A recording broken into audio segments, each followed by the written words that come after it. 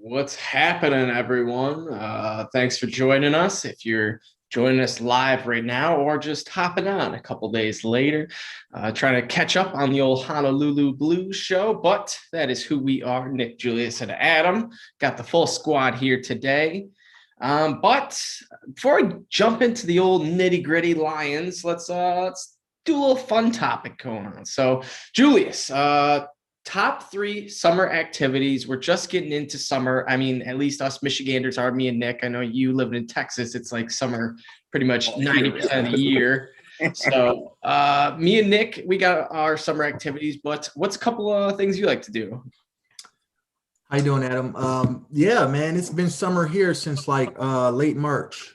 And the temperatures, it's the rainy season right now, so we're getting a lot of thunderstorms before we go on a summer drought. But I love the summer, and a few of my favorite things to do specifically, and I think it's pretty universal throughout, has to be boating. I have a boat. I love taking it out on the lake. I love taking it out on the beach. Um, I've taken it around Belle Isle, the Detroit River before, Grosse Isle. I've been Port Huron. Even down here in Texas, of course, I brought it back with me. I love to take the boat out. I love to be on the water. And another thing as it pertains to water is going to the beach. And, the Texas Gulf Coast is not bad, but really the tropics like Florida, taking a trip down to Florida to the Emerald Coast, to South Beach, or somewhere even I've never been, but out to Cali is awesome. And lastly, my third summer activity that I just love to do, and I wrote them down here. Oh yeah, the 4th of July. That's probably one of my favorite things about summer. I love our country. This is not a secret. I'm a very patriotic guy. I love the unity and the celebration of the 4th, the fireworks, the hot dogs, the American flags. I love it all. I love the fireworks down on the river when I was a kid. The Macy's, what was it, Macy's fireworks? I don't recall, but they used to come on TV. A million people would be down there. I love the 4th of July. Yeah, yeah, 100%. It is always a fun time. 4th of July. One of the reasons why I like it too is because of the fireworks. Like you were mentioning, Julius, they're just awesome. If you get to a cool spot that does some good fireworks, nowadays we got some pretty freaking sweet fireworks. If you go to a good show, you'll see some like badass fireworks inside of fireworks with another firework exploding outside of it. But yeah, every year I like to go up to Frankfort, Michigan. It's a little spot up north that I have a little condo in with my dad. Love it there. And they put on the best 4th of July fireworks show I've ever seen. So, yeah, I will vouch for that and stand by it to the day I die. But, yeah, all in all, things I like about summer, fireworks, but I got to go. Probably just balling, playing basketball with my bros, the old pickup games, one-on-ones, playing on the mini hoop, dunking the ball. I have a blast doing that. So, yeah, I like those couple things. But before I get to my last one, I'll let Nick have a few words. Uh, Top three summer activities. I wrote number one was golfing. Oh, absolutely. Because golfing is like the best, and I love doing it. It's expensive, but I don't mind. One day, my goal is to get into a country club and just pay $10,000 to be in this sweet ass country club. One day. Number two, I wrote down boating, just like mainly just like being on the water, really on the boat. You know what I mean? It can be like you can include jet skiing, you can include tubing, you can include pontooning, you can include sandbarring. You know what I mean? All that. It like goes down like as boating, I would say. But my last one and my favorite thing to do during summer is going to here comes my cat to join in on the fun. Here comes old Miss Ray here.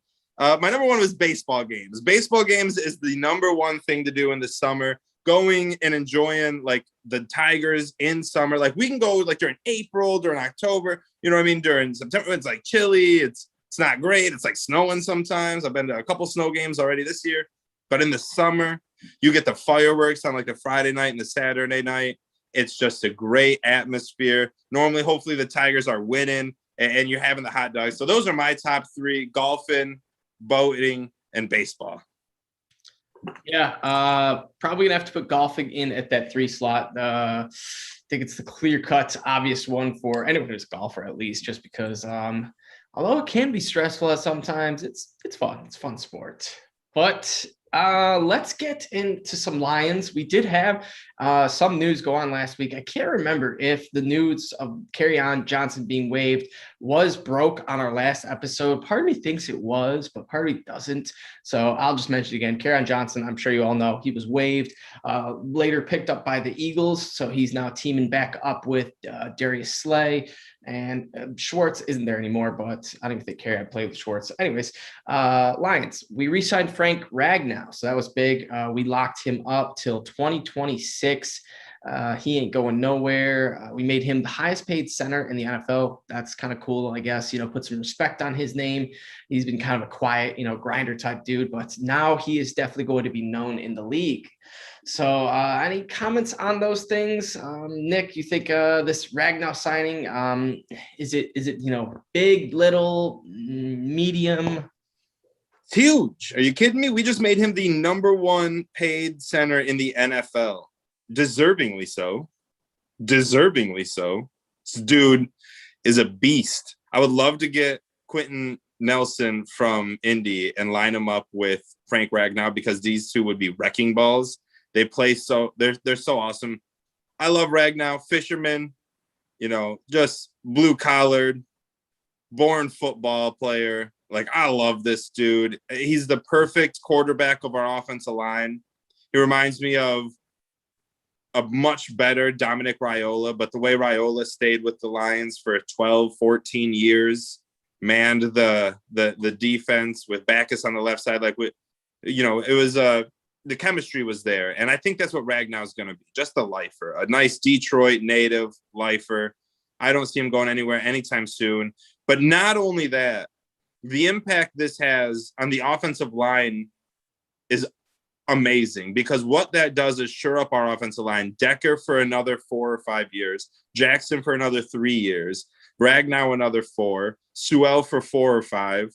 You know what I mean? Like, this offensive line is set for 3+ years, really.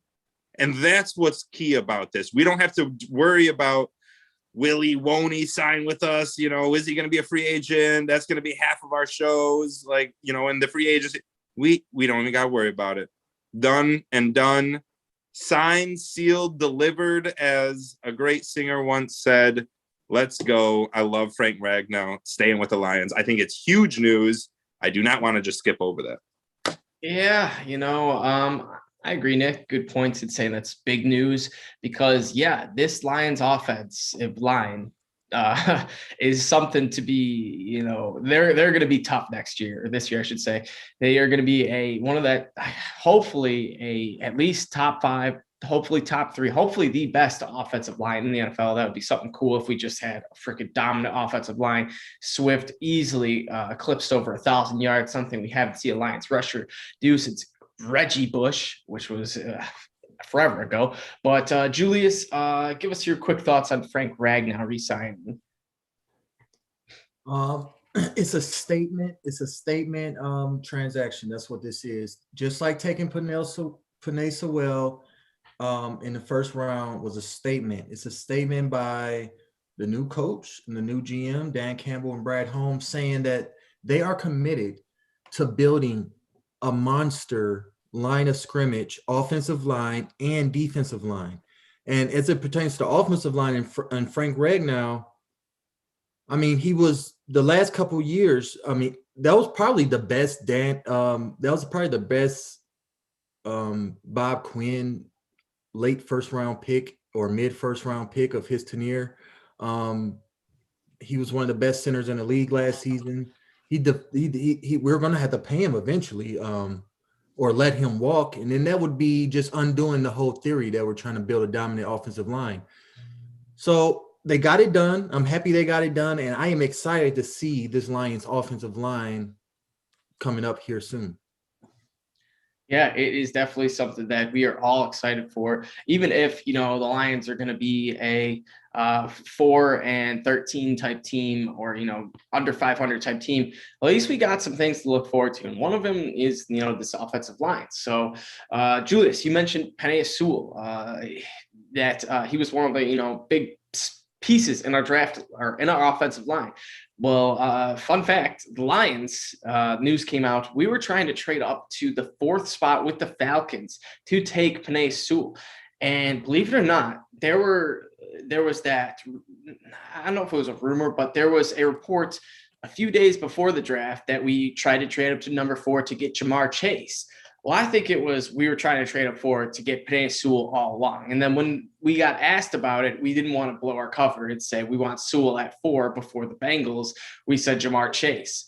So I don't know if it scared the Bengals into, taking Chase, even though they had the pick for us, or what. But either way, the Falcons said no to our trade up at 4. We thought Sewell was as good as gone to the Bengals. And then we see this awesome draft reaction of Dan Campbell going crazy, Brad Holmes nearly tackling Dan Campbell, and it was just an awesome draft, room. So, Julius, did you hear any of the news on the Falcons trying to trade up? Yeah, I saw the whole Falcons. Yeah, I saw the whole video that they were doing, with the Falcons war room. And it sure as heck looked like that's what it was. And especially after the news came out that the Lions did try to trade up, they wanted Penei Sewell all along. I don't know if he was at the top of their draft board, but he was damn near at the top. And the way the Lions celebrated that pick, they got who they wanted for a long time. They wanted him. They probably been wanting him for weeks, dreaming about him. And I don't blame him. The guy, he looks to be one of the best offensive line talents to come out in the draft since, in about a decade at least. I'll be that excited too, especially if I try to trade up for the guy and still got him at 7. I'll be jumping around, high-fiving, cracking open the champagne and everything. I love everything about this story and everything that it pertains to Penei Sewell. I'm glad we didn't have to trade up and give away a boat, though, for him. I'm really glad. I know. And this was one of those type of things that the chips fell into the Lions' hands. And it was something that we're not used to as Lions. Never happens. It never happens. It's so weird.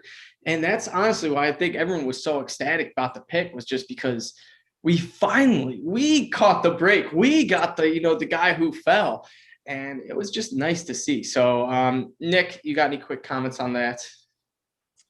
I don't know. I think you guys said pretty clearly. I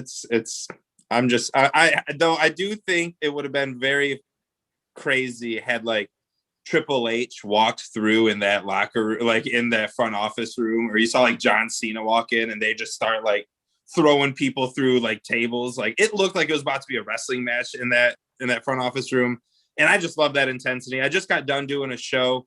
It was actually from, I think it's UK down center, or under center. And some Irish boys, I believe. I don't know. Correct me if I'm wrong. Hopefully they're the good guys. And I started going on about that video, just how excited I am about that. I cannot wait for this regime. I cannot wait. Woo! 100%. So without further ado, let's get into these draft picks. We're going to be breaking down the 4th through, well, pretty much just the 2 4th-round picks, and then the 6th-round pick of Jamar Jefferson. And then, of course, who? 7th round. 7th round. 6th. Okay, so I saw. This is so weird. I thought I saw. It said 6th. I thought I saw 7th. My gut said 7th. I don't know. Anyways, Jamar Jefferson, we're going to talk about him too. And then, of course, all the undrafted free agents we signed, we'll try to get through most of them, but we had, I believe, 13 of them, so there is quite a bit. But let's start off with our first guy. I think this is going to be the guy we're most excited to talk about, and that's Amon-Ra St. Brown, wide receiver from USC. He was the 112th pick, round 4. A very, very solid wide receiver, explosive. As of right now, the Lions have him listed as our kick returner, punt returner. He did play, I'm pretty sure, punt returner at USC. I don't know if he played kick returner as well, but he has that return man vision and speed. So it's going to be exciting to see him when he gets the ball in his hands and what he can do. Not to mention his brother is Equanimeous St. Brown, wide receiver for the Packers. So it'll be cool to see them play each other 2 times a year.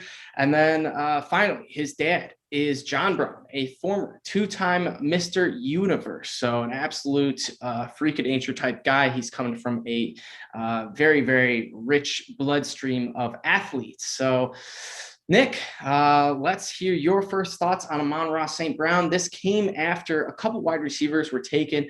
Nico Collins was the one that I really, really wanted. And this was kind of funny too. One more tangent before I get into your talking, Nick.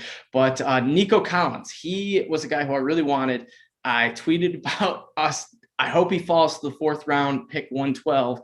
And then literally the next pick he was taken. Well, right before that, Trace Marshall, he was a guy who I hoped would fall to the 4th round or whatever.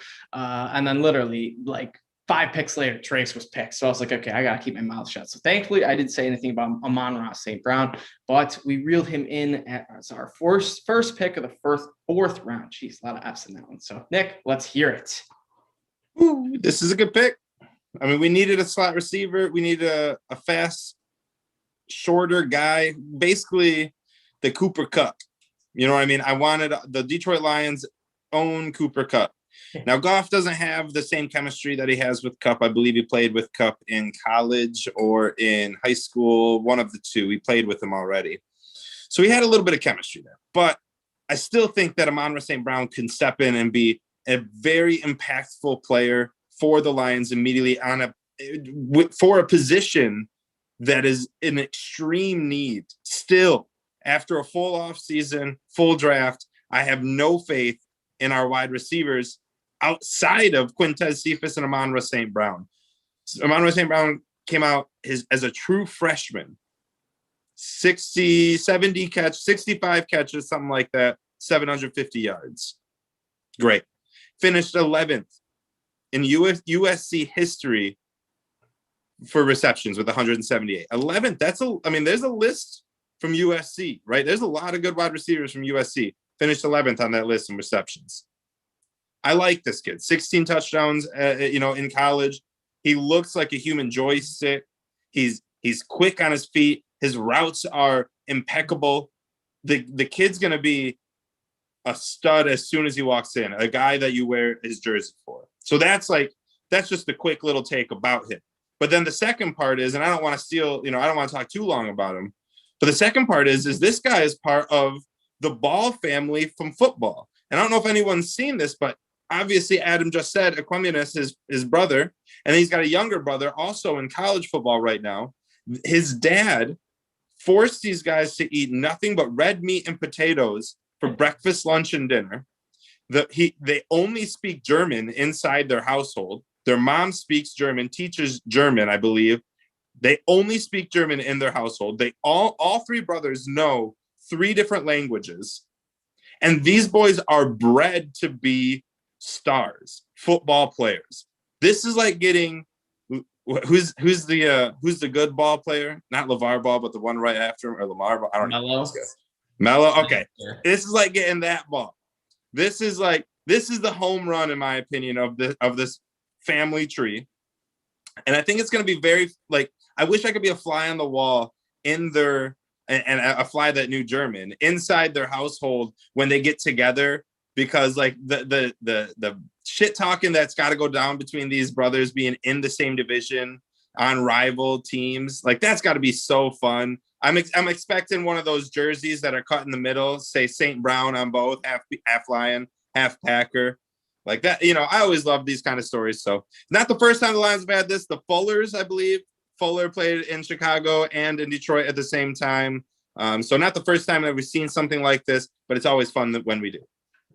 Yeah, 100%. And then I honestly remember hearing an article or hearing, I don't know, reading an article, hearing something, but it was of his dad, how his 3 sons got named, whereas because he took a trip to like Egypt or something, and he named all his sons after like crazy things. And I don't know the backstories of his other 2 sons, but I guess Amon-Ra is his translates into the Sun. It's not the Sun King. It might be the Sun King, but it's something like, hold on, let me look it up. But it's very while cool. you're looking it up, it's interesting too with their names.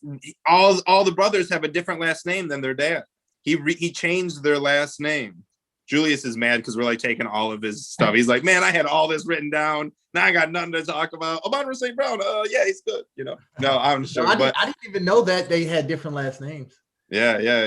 He changed their last names because St. Brown will get your eyes quicker than Brown will. And for the NFL, he wanted to make their names very different, very unique. It means hidden light. So he's hidden light. Hidden light. So, and let me tell you this, the Lions have been in the darkest place for 70 years. And out of the darkness comes a hidden light. I tell you what. Scripture. Yeah, man. Julius, let's hear some of your thoughts on our boy Amon-Ra. Amon-Ra St. Brown. Okay, let me just say this first, guys. This draft is going to be judged off the late round picks, the picks we're talking about in this show. Not Penei Sewell and the second round defensive tackles. That it's going to be judged off rounds 4 through 7 for Brad Holmes. And it starts with St. Brown, who by all accounts is a very interesting selection for a number of reasons. His freshman year, he was one of the best wide receivers in the Pac-12. Literally, his 5-star receiver coming out of high school. A 5-star receiver. He was a true freshman, and he was tearing people up. His size and his speed are not what makes him is not what's going to make him his bread and butter in the NFL. And the 2021 NFL draft was stacked with wide receivers. But any other year, you could have saw Amon St. Brown go in the first round or in the second round. A lot of the scouting reports that I saw when I was looking at this guy for my big board said that he might go in the first round. I didn't even think this guy was going to be around in the 4th. Now, I'm not saying he's a steal, but I'm saying he's a steal for other reasons. He might be the best route runner in the draft. Literally. There's like multiple defensive backs at Oregon, at UCLA, at Stanford that says he was the hardest receiver to cover. And it wasn't because of his speed, and it wasn't because of his length, and it wasn't because of his size. It was because he was a technician, explosive. He makes plays almost in a la Kenny Galladay, except he doesn't have that size. He should be ready to start in the slot right away for the Lions, right away. And this was another pick that I gave an A to. Yeah, definitely. He was one of those guys that we all knew we need a wide receiver, and even Brad Holmes himself, because we saw that funny little video of him come out and saying, "You guys happy I took a receiver?" So maybe he's been watching our tweets or just been following Lions community, but we were all chomping at the bit for him to pick a wide receiver. And finally, he came as the round 4 pick number 7. I don't know how many receivers were taken before him, but not too many. He was a guy that also was, you mentioned, Julius, he kind of fell in the draft. And we saw a lot of people saying, like, what did this guy do? Did he like piss off the GMs or what? And then finally the Lions took him. But nonetheless, I think it was an excellent value pick, even if you don't like, the wide receiver pick or whatever. It was an excellent value pick at where it was. But do we think that he is going to step right in, or are we overlooking the signing of Khalif Raymond? No, like he did play well with Tennessee when he had the opportunity. It's going to be some competition. It's going to be some competition because Brad Holmes and them, they done assembled a nice little crop. Ain't nobody that really stand out in the Lions receiver corps right now. You want to tell me Tyrell Williams and Rashad Perryman? Sure. Okay, but everybody below that, it's like 5 or 6 guys. And Amon-Ra St. Brown is one of them. And let me just say this hot take of the show. I honestly think it's a possibility this guy could be our best receiver in a year or two. And when I say best receiver, our best receiver, our number one receiver. I think there's a chance. Oh, I like it.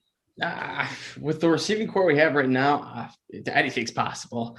So let's move on to our next pick. He was literally I think was he picked right after? I think he was picked right after Amon-Ra St. Brown at 113. The Lions traded up with Cleveland. We gave up, I think, a fifth rounder next year to get this pick, and then we also gave up I think we had a fifth round pick this year that we gave up. But anyways, Derrick Barnes, linebacker from Purdue. He is a 3-4 type grinder player. Not a well-known big top shot recruit coming out of high school, only a 2-star guy. I had to grind his way to getting playing time, but he emerged his second year as a sophomore for Purdue. He had 3.5 sacks, and it was just had a big step in progress. So that's one thing I liked about him. His RAS score, his relative athletic score. I'm sure some of you know this, but it's like a little score that it's a grade for a bunch of the players. Amon-Ra St. Brown, he got 7.14. Derrick Barnes got an 8.42. So both pretty good grades, but Derrick Barnes obviously a little better. He kind of reminds me of a watered down Luke Kuechly. And I'm not trying to compare him to Luke Kuechly because he's not that tier, but like if you got like a C grade Luke Kuechly, this is kind of what you get. A guy who's fast, mobile, can plug holes, can get the edge. He played running back in high school, was actually a pretty good running back in high school, but was ultimately recruited to linebacker and is now a linebacker in the NFL. So he's got the speed, and I think he's going to be a solid player. Dan Campbell came out and said he wants to run the 3-4, and we are just now seeing that all these players we've drafted are slowly fitting into his scheme of what we're doing. So that's also another reason why I like this pick, is it fits well. As where Patricia, I feel like he didn't really know what was going on. He was just taking players that he just liked and was like a kid at a candy shop. So Nick, give me some of your thoughts on linebacker Derrick Barnes. Well, this was the first time we addressed linebacker in the draft. A position that if you would have asked me before the draft was the most prominent, the most of importance, I would say, with the weakest position group that we had. It took us a while to get to it. We didn't really do a lot to it in the offseason. We signed Alex Anzalon, who I'm a huge fan of, and I cannot wait to see the Fabio hair flying through the wind and making big plays. But we waited, and I was wondering, why are we waiting at this position? Like, we got 2 defensive tackles before we even got a linebacker, and we're running a 3-4 defense. Like, what are we doing here? Come on now. I do not need to buy starting on my defensive team. Well, then we get Derrick Barnes. And this kid is probably the biggest steal the Detroit Lions got of this entire draft, and that includes Sewell falling to 7. I would say Barnes falling to 5th, 4th round, late 4th round is amazing. If this is the best year because we didn't have a combine. Had we had a combine and you got to see this guy work out in shorts, and not just in a pro day, but on a national level, no way he falls this far. Not a chance in hell. But we didn't get that opportunity. The kid ran a 4.5840 at his pro day. Jumped 9'11", like 37 vert. Like, this guy is a beast. Yeah, sorry to cut you off, Nick, but he ran a faster 40 at his pro day than Amon-Ra St. Brown. That's how fast this guy is. Now, the thing is about him, the negativity I've been reading, been kind of seeing in a few clips. I haven't done a lot of researching, and I read it first, so maybe my eyes are glued to it a little bit more. I'll just need more time to look at film before I fully make this statement. But it seems like he's got a tough time adjusting his hips while guarding the running back position. So that scares me in the NFL, right? That's not good. You need to be able to guard that running back, glued to him. And if he falls behind, that's a quick way to lose any respect out of Lions fans. But he fits the same theme throughout the entire draft, which is Dan Campbell-esque, which is very scary because in the last 3 years, everybody we drafted fit the same theme, Matt Patricia-esque.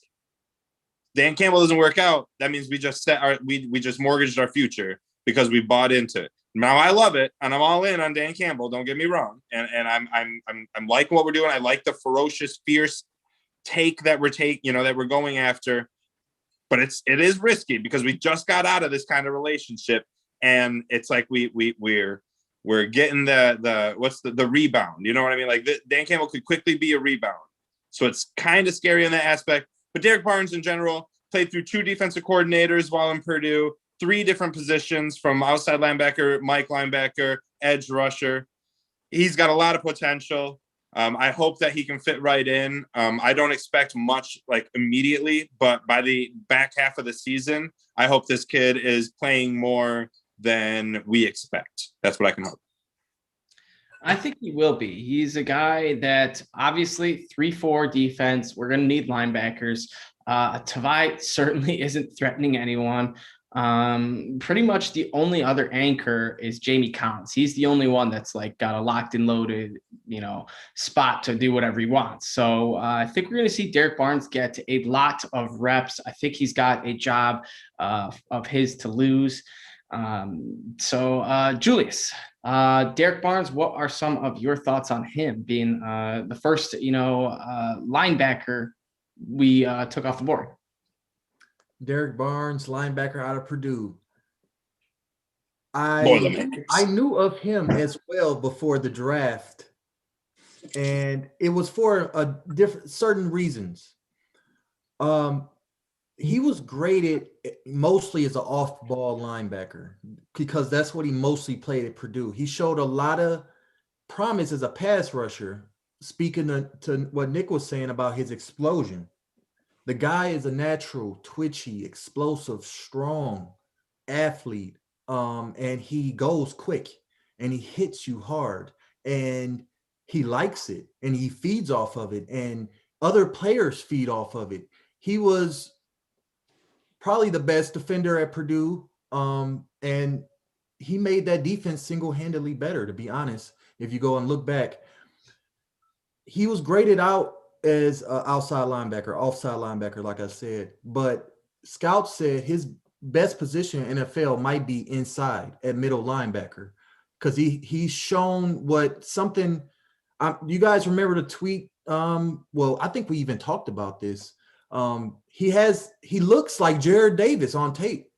That's who he looks like, except he does certain things better than Jared Davis. Even already in college, you can already tell. And one of those things is his coverage instincts. He has a lot of promise there.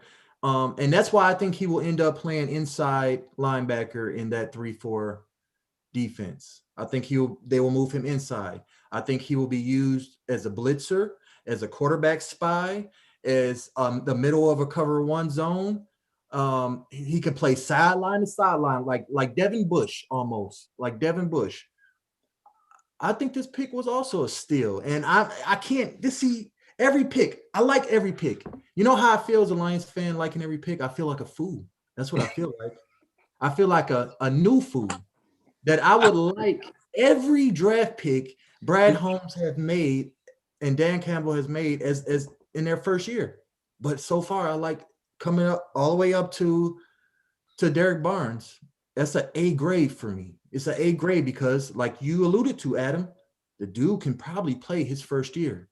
And don't be surprised if he's all of a sudden a Stephen Tulloch of our defense. And we all remember Stephen, do we? He was a baller.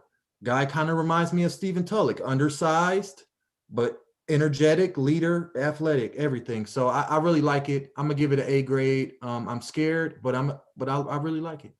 Yeah, Julius, you make an excellent point of the fact that we're all buying into all these Lion picks. It's like, oh my gosh, like we've seen this story before. Like, come on now. Like, oh, are we really gonna fall in love with all these? So I don't know. Kool-Aid. We call it the Kool-Aid. That's what we call it, man. And I feel like I'm drinking it. I mean, honestly, we've seen, poor franchises in all sports take that, turn the corner. I mean, look at the Chiefs. Like before they had Mahomes and, Andy Reid, they were kind of a nobody bad team. And they had that one Super Bowl win, the very first ever Super Bowl. And that was it. So, hey, man, like we talked about, all the successful teams that you look back at in the past, whenever modern day NFL were built through the draft. They were built through the draft. Great drafts produce great teams. It's not like the NBA when you could just sign like 3 or 4 people in the offseason. Nobody wants to come to Detroit anyway until we start winning. So we're going to have to build through the draft. And I believe that's possible. And I believe we started out great as it pertains. But we still got one more player to talk about.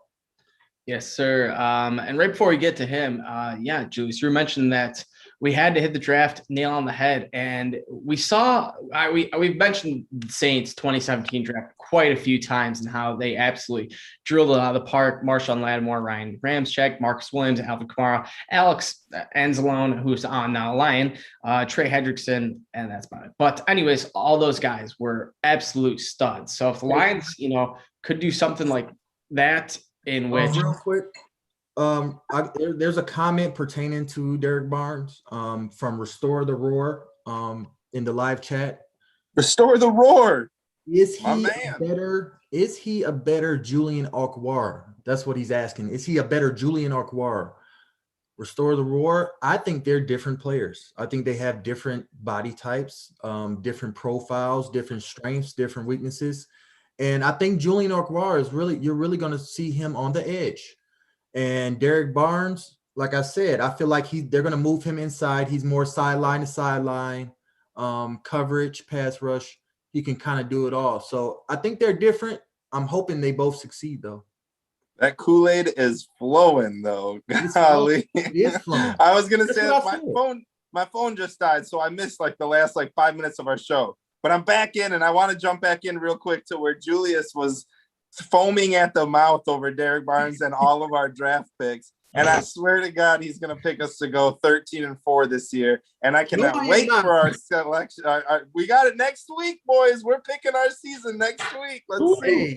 Let me just do a little spoiler on that, Nick. I'm not picking the Lions to go 13-4, but I cannot wait until we talk about those predictions, though, because it's going to be interesting. It's very interesting. But I am drinking the Kool-Aid heavy with this Lions draft. And like I said, I'm terrified. And then, one final thing before I get to our boy, Jamar. I don't know. Anyways, Jamar. Yeah, Jamar. Yeah. That sounds like a Key and Peele skit right there. Definitely.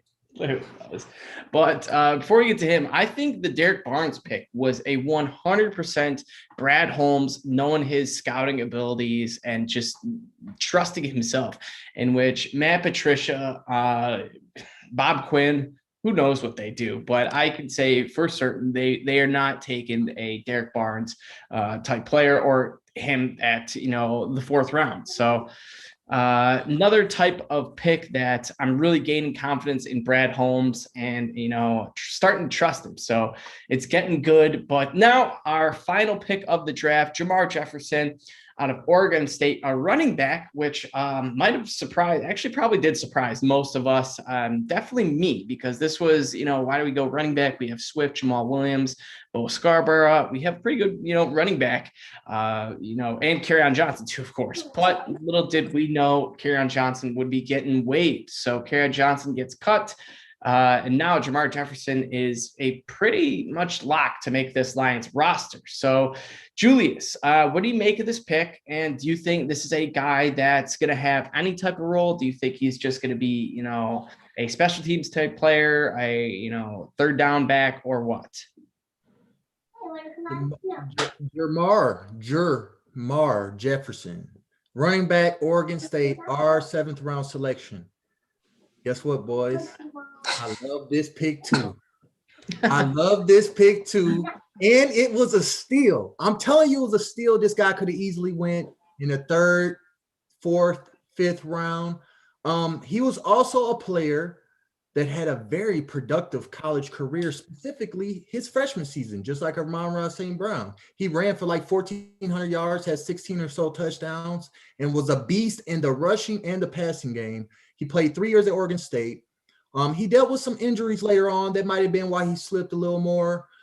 His athletic profile is not that impressive as far as 40 and as far as bench press, but he can also pass block. And I think that goes back to Kerryon Johnson getting cut, because what was Kerryon's biggest strength? He was one of the best pass blocking running backs in football. And just to let this, I'm sad that it didn't work out Kerryon because his rookie season with the, I really, there was a lot of hope, guys. I know we were hoping on Kerryon. We saw some, but the knee didn't last long. But Jamar Jefferson, he could be a steal. He could be a steal with this offensive line. He can come in. He's a one-cut. I read 3 scouting reports, 3 different ones. One of them was from ESPN that said that this guy probably has elite vision, the best vision of any running back in the draft. One cut vision, don't got nothing to do with explosiveness. He could come in and contribute right away with the Lions, help Deandre Swift out, help Jamal Williams out, and our running game. I don't know, best in the league next year. Who knows? Yeah, with this offensive line, man, he's gonna have it pretty easy when he's getting the ball. But he ran a 4.55 at his pro day, so decent speed there. Nothing. Yeah, he has great straightaway speed. He just doesn't have that, breakaway twitch. Yeah, and so he spent 3 years at Oregon State, only appeared in 27 games. He had, of course, the 6 shortened games in 2020. He had only 51 carries for 2,000. No, wait, hold on, that looks wrong. 51 carries. Nah. He averaged over there. He averaged 5.7 yards per carry. And 27 TDs throughout his careers at Oregon State. Was also a 3-year starter too. So he came in day one, was a contributor.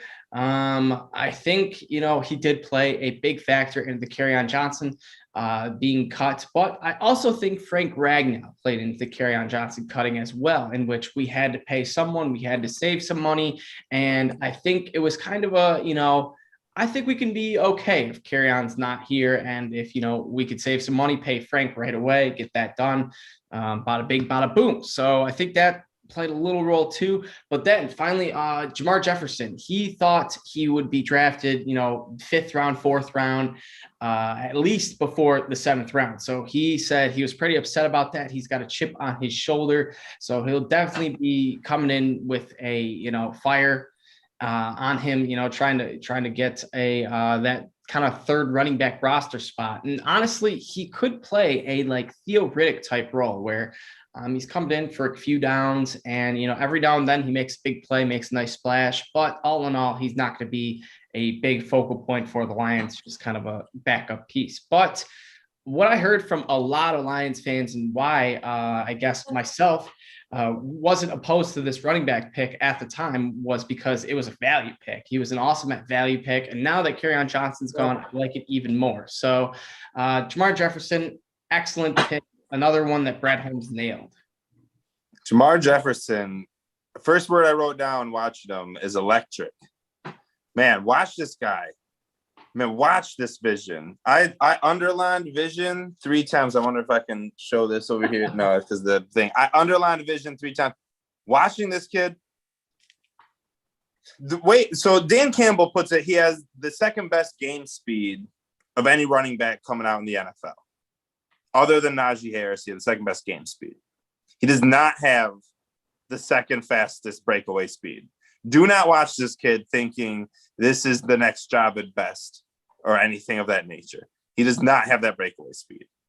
But what the speed he has, and it's hard to describe except to any football fan, because every football fan knows that speed of stopping on a dime and cutting, that quick initial millisecond to 2 milliseconds that it takes to stop and maneuver your body, hips, legs to a different direction, it's untouchable. It's immaculate. The kid is unbelievable hitting holes, and his head, like, you watch this running back, you watch him, and you can just feel yourself in his eyes, seeing the field in slow motion. It's crazy. I do not think I don't think the first half of the season is anything that we're going to see. Deandre Swift has been, he got a little injured. I'm not to say that he can't, he won't get injured again, because it's a running back and running backs get injured. This is a great third stringer to have. In my opinion, it gives you a better opportunity than Kerryon did. You may downgrade in the pass protection, but as Adam alluded to, the signing of Frank Ragnow helps in the pass protection. I mean, I know he was getting more towards like the salary and the money, but I'm just saying like just Frank Ragnow and this offensive line as well kind of means you don't need Kerryon as much. You know, like you still need a very good pass protecting running back. Don't get me wrong, but he's expendable. Where Jamar Jefferson can really be something. So say week 9 comes around, Jamal Williams and DeAndre Swift are looking electric as a 1 and 2. Jamal Williams, the Theo Riddick type, as Adam was saying, and DeAndre Swift, just the badass type, you know. But then there's an injury bug that comes around. I believe Jamar Jefferson is a great candidate to step in and not be like a Zach Zenner type backup, but a electrifying type backup that can really come in and give you hope, because our offensive line is so good that any running back can really succeed. And if there's any hole open, this kid looks like Arian Foster when seeing a hole. Like that's who he reminds me of. He sees a hole and he hits it. As soon as you see it, before you see it, he's seen it and he's hitting it. And it's outstanding. I do not think a running back needs to be drafted. I've said this year after year after year. Running backs are a dime a dozen. In fact, I think wide receivers are going to be that way in about 7 to 10 years. Wide receivers will fall so far in drafts because there will be so many of them that you can find them so deep that teams will start to notice that and let them slide. And you're going to start to see a bad trend of that. Well, that's how running backs are. We have 2 UDFAs that we're about to maybe get talked about. I don't know, maybe one of them, but one of them, Rakeem Boyd, looks like he could be the best UDFA that we got. Jamar Jefferson might not even be on the team. I love the kid.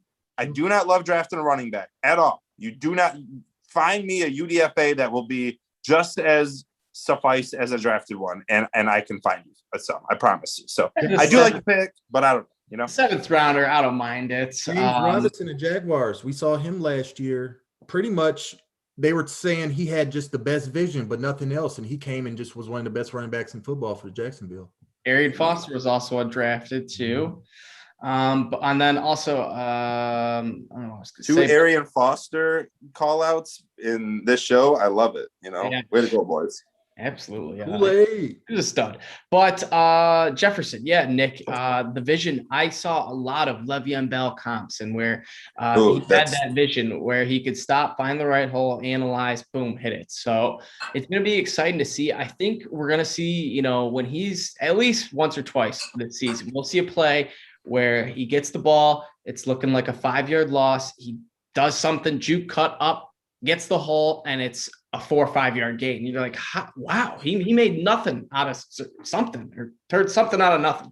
But nonetheless, I think we're going to see, you know, fun plays of when he gets the ball in his hand. So I don't mind the pick, Nick. I know you're Mr. No running backs ever, but DeAndre Swift and Jefferson are about to prove you wrong this year. Swift is about to go over 1,000 yards. Like I mentioned earlier in the podcast, we haven't seen it since Reggie, so hopefully we see that this year. But before we wrap this show up, we have a few, more than a few actually, undrafted free agents to talk about. So I'm just going to go through, we'll start with the offensive guys first. Let's just start out with the one that, Nick, you mentioned, Mr. Last Chance U, Rakeem Boyd, running back from Arkansas.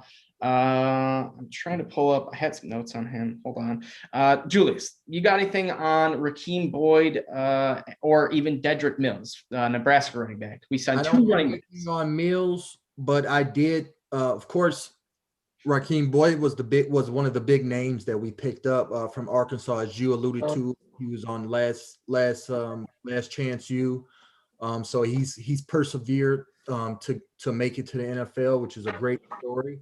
And he also has a lot of talent. I haven't looked too deep into his scouting report, but by all means, some scouts thought he was one of the most talented running backs in the SEC his last season there. So I really like Rakeem Boyd. Yeah, he was injured most of the 2020 season.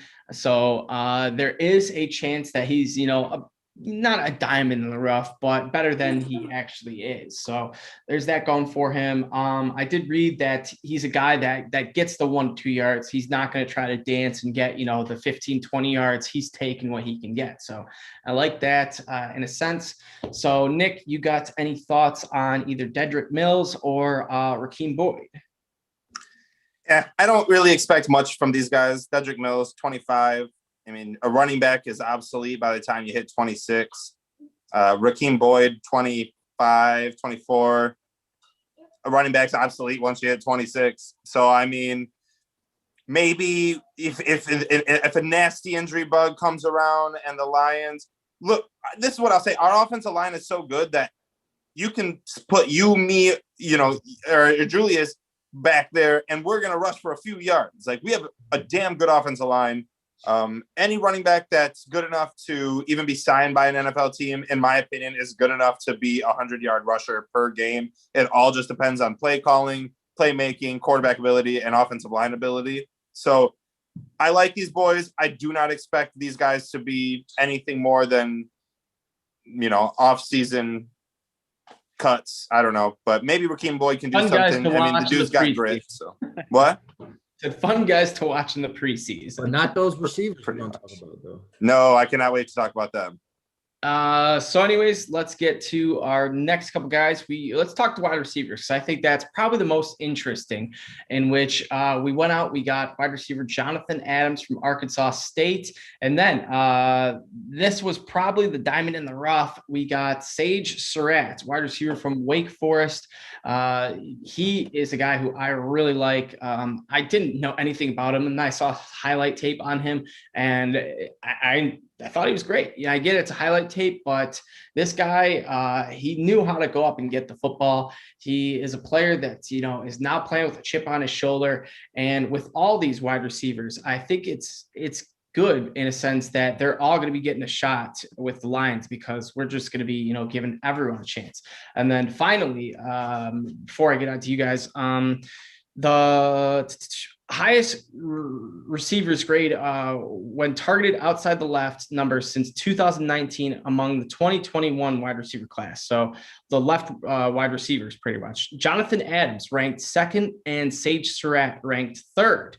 And then you can even go as farther as saying Jared Goff was one of the best quarterbacks when he was targeting the left side wide receivers. So I guess there is something here with Sage Surratt and Jonathan Adams. I'm not saying they're going to be day one starters, but they could develop something with Jared Goff. So I'm excited to see it. We also did sign wide receiver Javon McKinley from Notre Dame. Can't forget about him, but I do not know much about him. So Nick, give us a quick little rundown of these wide receivers, and who is your favorite?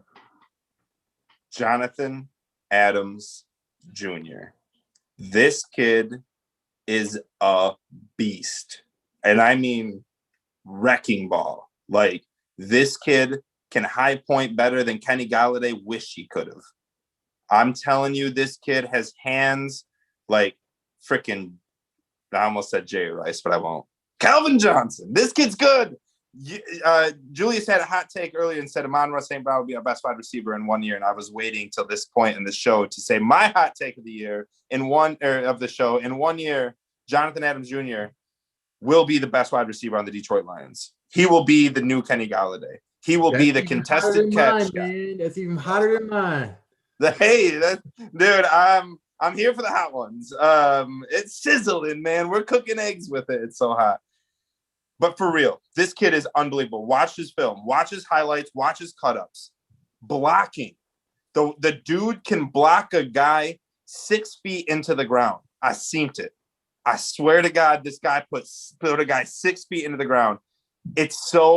He's part of the theme, a Dan Campbell player, aggressive, Energizer Bunny. That's what I'm going to call this dude, because he just goes and goes and goes and goes and goes and goes and goes. Maybe that's more for Amon-Ra St. Brown. I'll think of a good nickname for Jonathan Adams, but kid's good.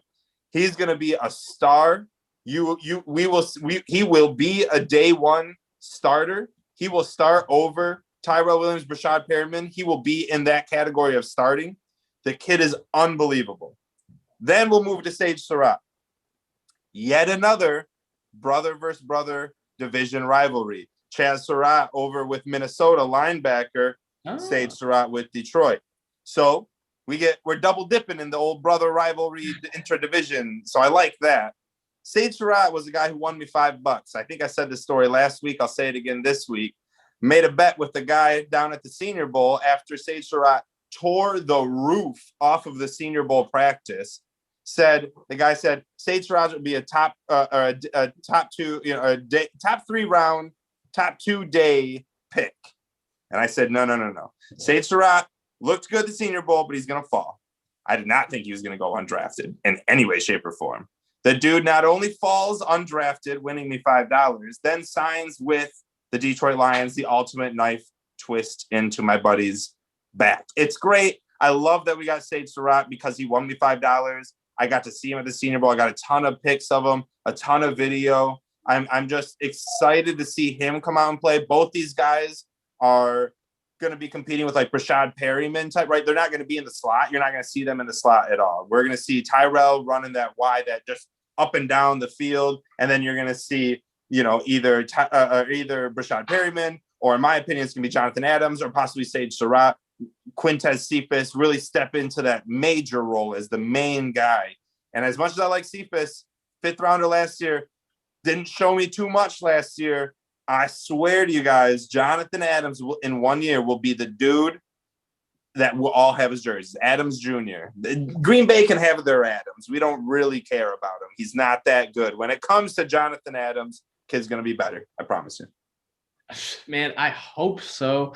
And one thing I was thinking about is since the Lions had such a depleted wide receiver core, and we didn't really, we took him on St. Brown in the draft, but he wasn't, a top 3 round pick. He was a 4th rounder. So we didn't prioritize it a ton. So I think that led a lot of these wide receivers to believe that, hey, I have the best chance at getting a number 2, number 1, or, number 3 gig job being a Lion as I would, go into some other team and try and compete with, a player where they already have the number 1 spot locked down. Right now, we have no number 1. It could all be up for grabs. Jonathan Epps, he could be our number 1 by the end of the year. I wouldn't, it would surprise me, I will say, but it wouldn't surprise you. And Tyrell Williams, another guy. Could happen. Brashad Perriman. I honestly would not be surprised if he somehow led the Lions in like receptions or, yards just because of injuries or whatever. But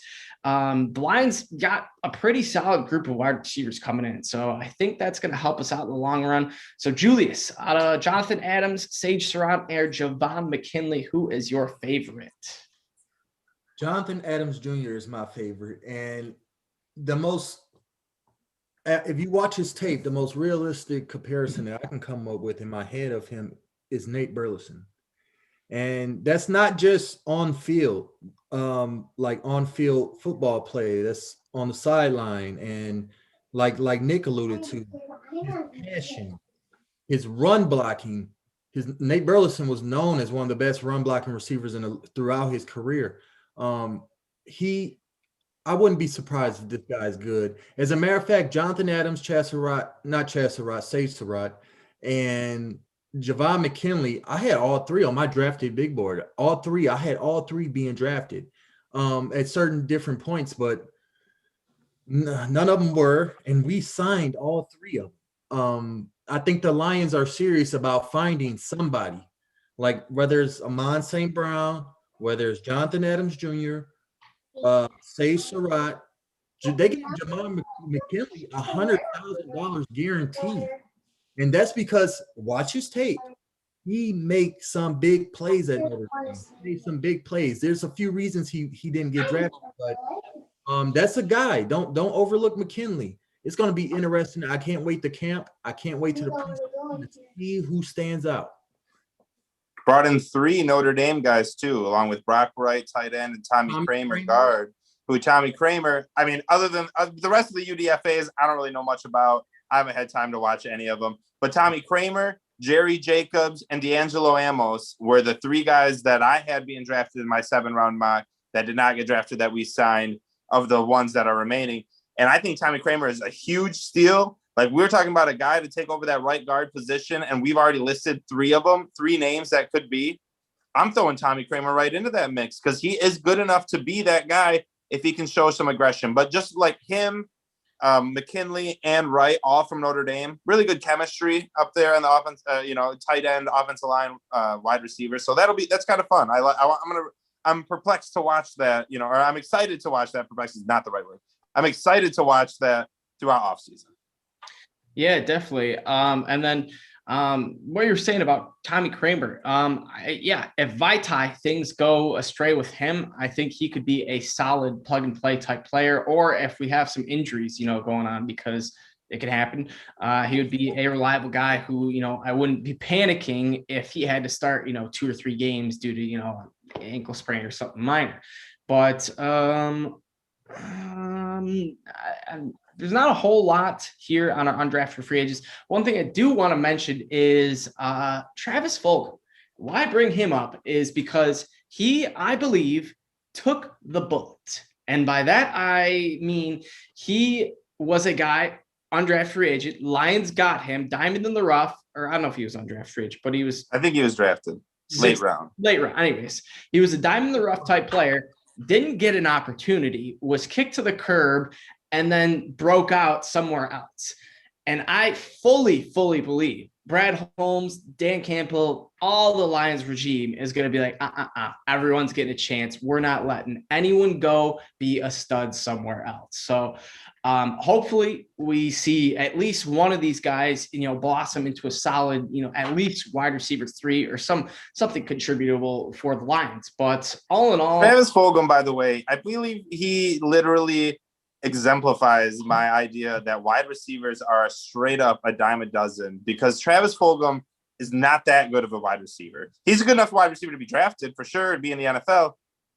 But he is the dude had 3 100-yard receiving games last year. And wide receivers are a dime a dozen. You don't need to draft them anymore, boys. You heard it here first. Yeah, they are. So I'll just list off all the UDFAs, the ones I haven't mentioned before we wrap it up here.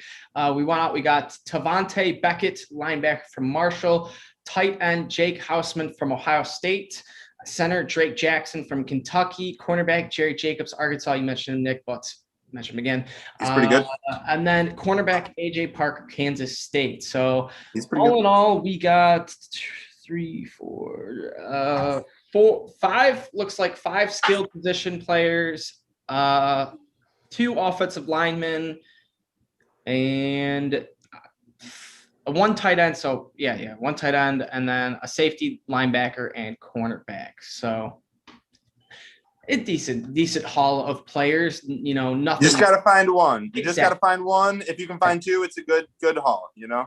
Exactly. Find so. one. That will do it on today's show. Once again, you guys can subscribe, comment, positive, negative, whatever. We love it all. We are going to be doing a cool giveaway coming up here soon. Once we get this the schedule announced, I have trouble with English right now. We will announce our fun giveaway going on. It's already been kind of teased due to me posting a couple times, but everyone, thanks for joining in. You can check me out on Twitter, everydayffb. Check out Nick at Nick Faber NFL, and check out Julius at the 5th Top. So always, you guys can always check out the Honolulu Blues Twitter handle. I said that so wrong, so I'm going to say it again. Honolulu Blues _ is our Twitter handle, so check us out there. But that's about it. Next week, not sure. Schedule breakdown. We got the schedule tomorrow. Of course. 11-6 is my. No, I'm just kidding. 17-0, boys. It's gonna be tough, man. But hey, one thing I'll tease before our next episode: Lions plus 2,200 to win the NFC North.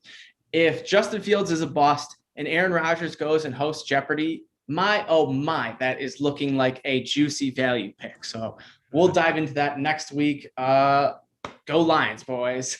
Go Lions. Subscribe. Share. Subscribe. Down low.